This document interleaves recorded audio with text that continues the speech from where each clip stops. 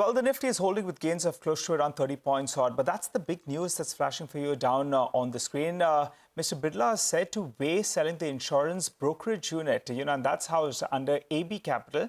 So that's a piece of news that's coming in there. I think the last few days as well, the stock was buzzing around, and as we speak, just pull up the intraday chart, the stock has moved to the high point of the day. So they're looking at raising some capital, and maybe it could be via their insurance brokerage unit that is currently housed under AB Capital. But Reema, we've got a big guest with us up next.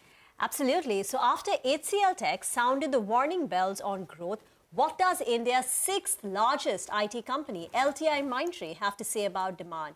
Is demand slowdown an industry-wide phenomena? What's the extent of furloughs in Q3? To understand this and much more, we are now joined by the CFO of LTIMindtree, Vinit Teredesai, joining us in what is the management's first interview as a listed entity. Post their merger, once it got listed, this is their first interview. Vinit, thank you very much for joining in. This is Reema here. The first question is, if you could talk about this Q3 furlough. It appears to be far more than what the companies were earlier anticipating. What's the extent? How much of growth will it shave off, and which sectors?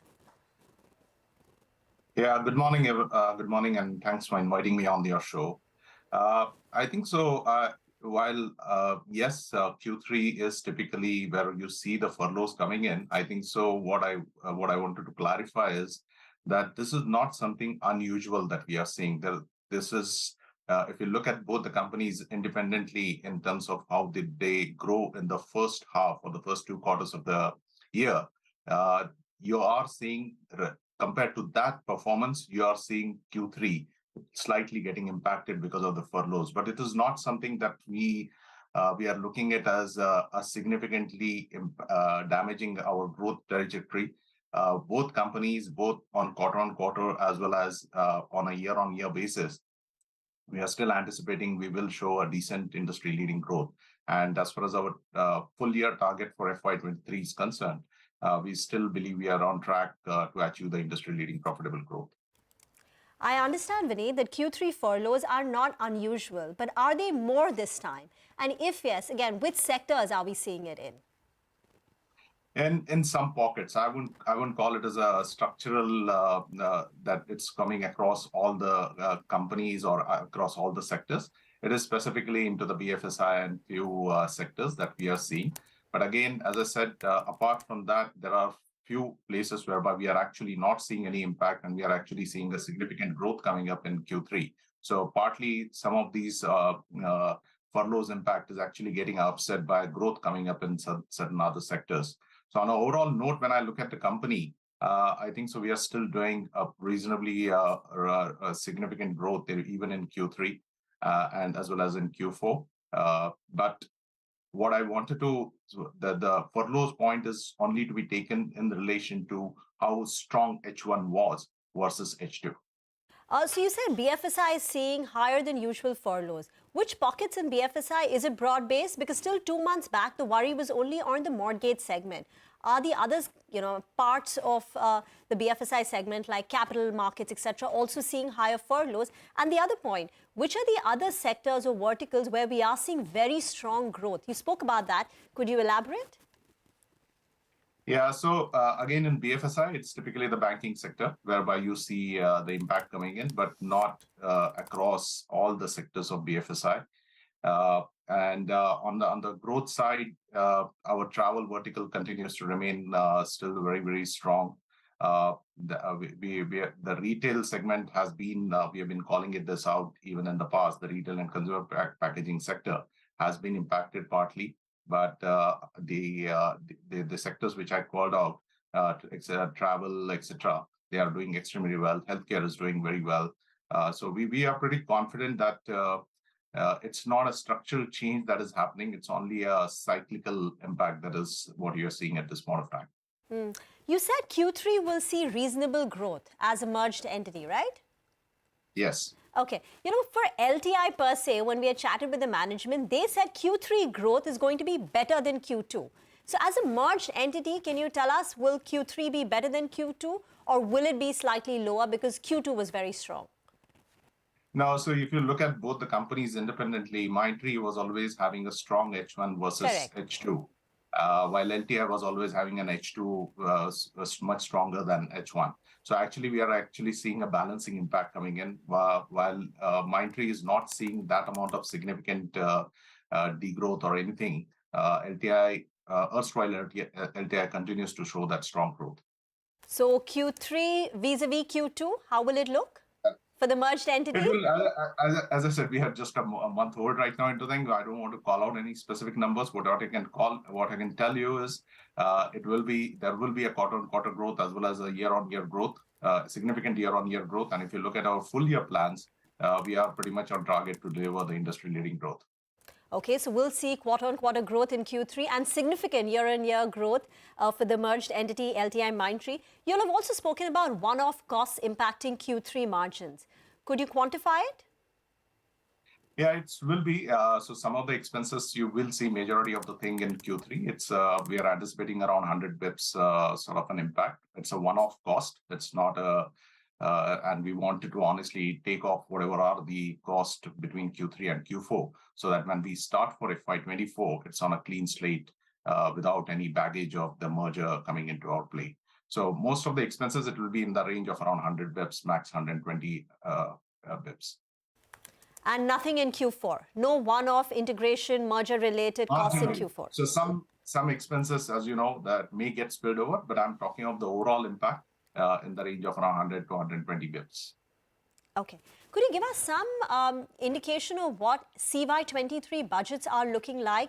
If there are certain entities which are stressed, like the banking space in BFSI, a couple of your retail clients you've indicated in the past that are facing company-specific, client-specific issues, etc.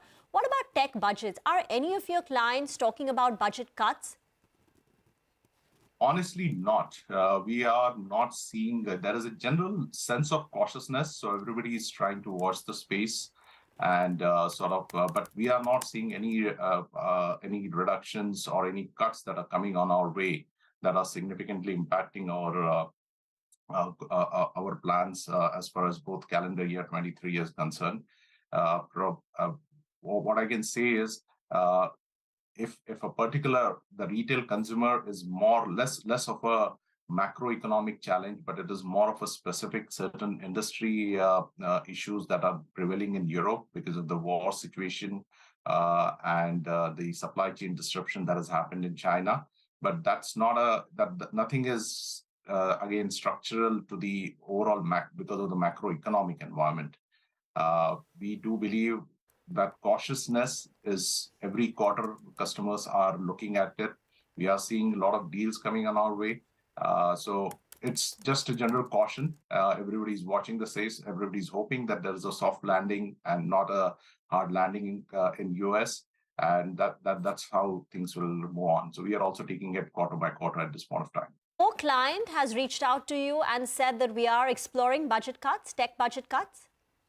Not really. No major discussions at this point of time which are indicating. Rather, we are looking at some increase in the budgets only. Extent of increase, Vinit? It's very difficult to call out because it's towards the fag end of the calendar and people are still in their budgeting cycles. So it's very difficult to call out. What I can say is there are no impacts as probably what is being heard of. There are no such impacts we are seeing at this point of time in terms of budget cuts coming on our way. Could you talk about... There's a sense of cautiousness, but not really any.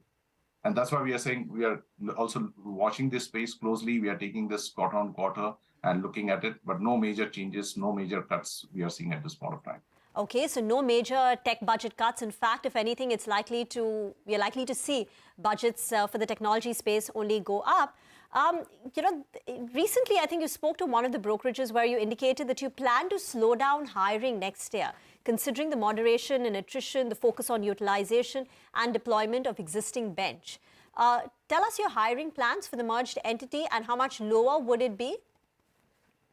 No, I don't think so. We said that we are looking at slowing down our hiring. I think so. What we had mentioned was, since this is the first quarter whereby both the companies are coming together, both the companies had a good amount of bench available, and now the resources, the free interoperability of resources, which was restricted till the first day of the merger, is no longer there. So we want to assess the overall bench, look at the demand. Anyway, Q3 is relatively we have sufficient amount of people to take care of the demand. So we don't want to go and overhire.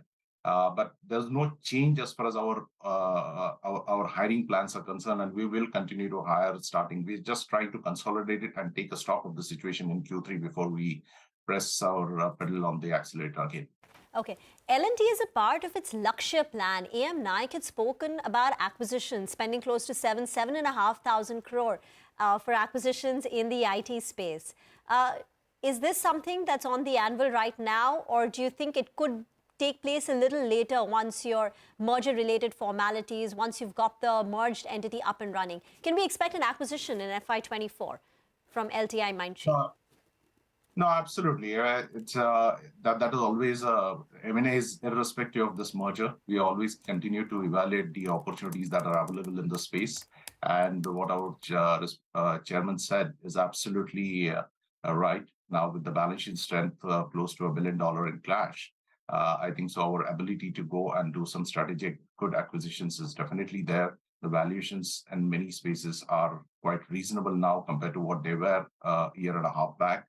So it does make, and it is a part and parcel of our strategy to look at some significant acquisitions. I can't comment whether it will happen something in current financial year or next financial year, but anything that comes even in the near future, we'll be very, very open to considering that. Any opportunities you're currently evaluating? Any number that you could help us with where due diligence is on? No, not really. I wouldn't call it as a number. See, we don't want to just do acquisitions for the size just to get a scale. We want to do acquisitions which are strategic to our business, whereby we will be able to actually do a significant plug in some white spaces in terms of certain business opportunities that we are looking. So instead of going and investing today, if there is something which is readily available over the table, I think so that's what we will be looking at, and just will not do acquisitions just for the sake of scale. Very quickly, one last question. How many clients of yours would you say are currently stressed? 1, 2, 3, 4, some number? See, we have a 700 plus clients with us. I don't think so I can call out that number specifically, but it's not, if I had to just do some thumb rule, probably you may see 20, 25 for clients probably having certain amount of budget stress at this point of time. And that's said more because of the specific issues in the European region, not on a worldwide basis. Okay, that's very helpful to know. So out of the 700 strong clients that you have, 20, 25 may be facing some amount of budget stress. Thank you very much, Vinit, for joining in. All right. Well, insightful conversation there, Rima. Well, for the time being, though, we'll slip into a short break. 24 hours to go, though, for mutual fund visionaries like Navneet Munot, Shrikant Nadella, Nilesh Shah, Radhika Gupta, and more. They will decode the future of the mutual fund industry. Join the conversation on Money Control Mutual Fund Summit in Mumbai on 14th of December, 3:30 p.m. onwards.